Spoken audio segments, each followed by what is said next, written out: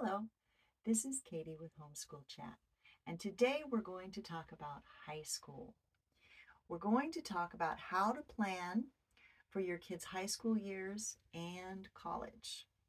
So, have a seat, get a nice cup of coffee or whatever you like to drink, and let's talk about it. All right, here we go. The best plan is to start thinking about high school and college at about grade 7 or 8.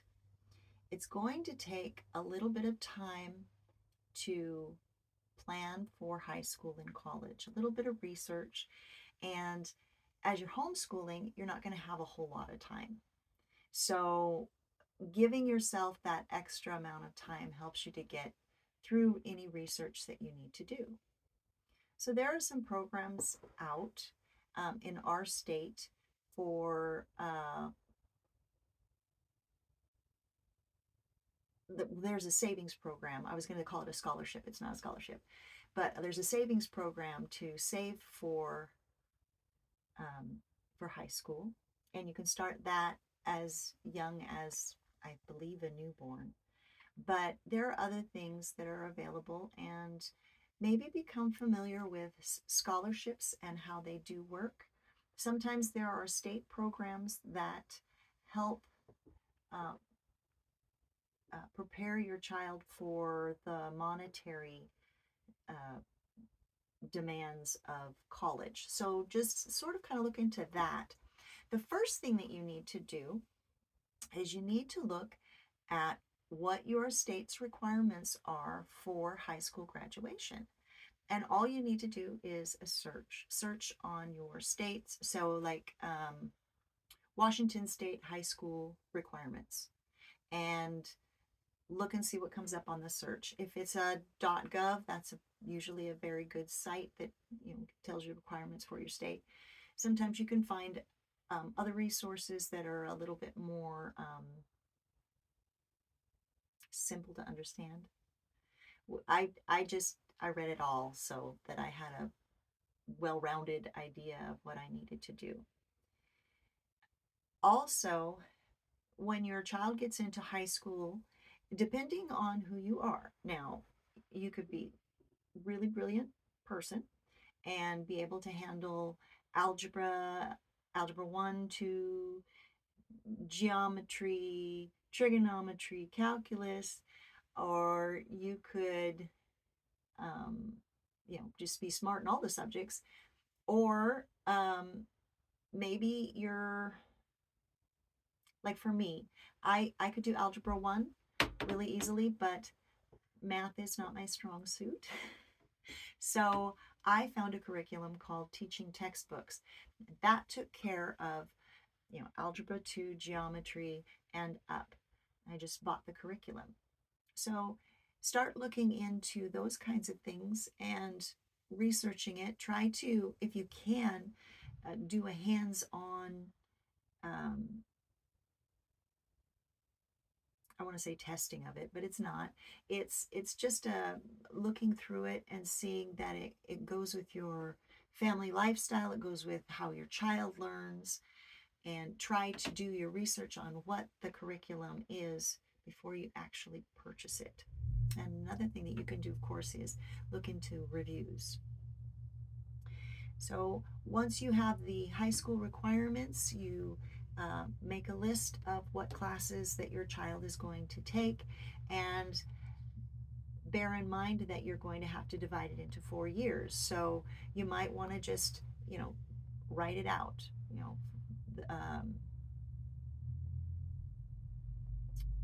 The first year you're going to do a language arts, math, science, and what do they call it? It's social studies, basically. It's like a history. And then the next year, you're going to do a history, and then the following year, you're going to do another science. However, you want to arrange that so that it's best for your child and for college prep. So you need to think about college as well. So math and and language arts, mostly English grammar, I think, are there. Hang on, let me think about how to say this here.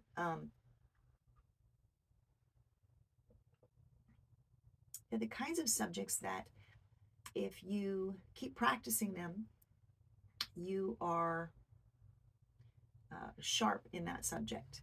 But if you lay it down, if you lay it down for a year, if you lay it down for 2 years, then when you get into college, you're going to have to relearn what you learned before in high school. Now, your child will probably pick up on it really quickly, but you need to take that into account when you're thinking about not doing a subject like that right before they graduate from high school. Also, you need to remember that a transcript is really quite important. So you have report cards and then you have a transcript.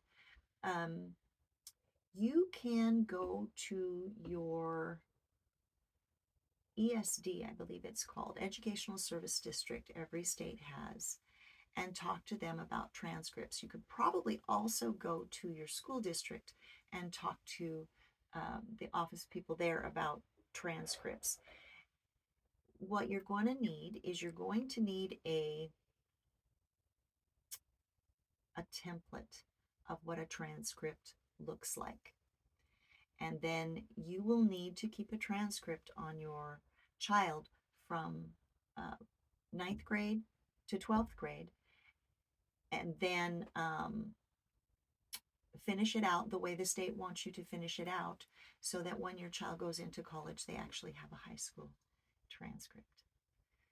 So those are the things that I think about right off the top of my head. I'm sure there are more details, which I plan on doing other videos on high school and college prep. Don't be nervous about college. You're going to want to test your high school student every year, probably the SAT test. And you can take the SAT test more than once. There are rules, and you can look them up. That gets your child used to testing with a group of children. And if they need to take a college entrance exam, they will be used to testing. When you get into college, you need to consider the social aspect of everything. You also need to consider that in high school as well, because you're going to take your child from a very protected environment. Most cases for homeschool students are a very protected environment into a very public environment.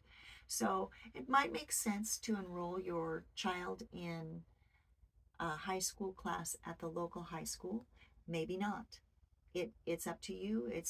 You're making the decisions. When you get to the college level, it's also the same thing. You're putting your child from a protected type of environment into a very public environment. So you might start out with 1 or 2 classes.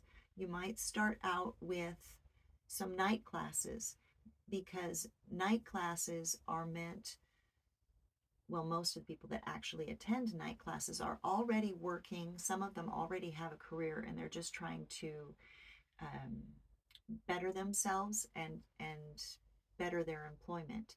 So most of the people in night classes are serious about learning. Those are just some things to consider. I will be talking more about this in later videos, but that's about all I have for today. So thank you so much for joining me.